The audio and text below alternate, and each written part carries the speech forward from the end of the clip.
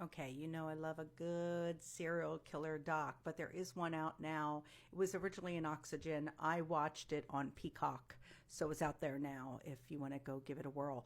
But it is called Serial Killer Capital Los Angeles. Now, this one follows the slasher, the Southside Slasher, sorry. It follows the Southside Slasher, which was a bunch of murders that were taking place mostly in the 80s. There were like 70s, but it all the way up to the early 2000s. It was this kind of this reign of terror that was going on the south side of Los Angeles.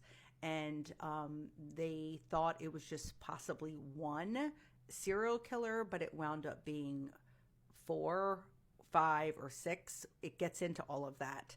I did a little bit more extra research, and it did, from what I could find, is it looks like there was potentially six total. This one dives deep into four of them, talks slightly about the others, but it identifies how in the beginning they thought it possibly could be one person, but then the more that they would catch someone and then found out it wasn't this one, and it's very well done. It does a lot of interviews. It even does an interview with a survivor, which was very, very telling and heart-wrenching to watch.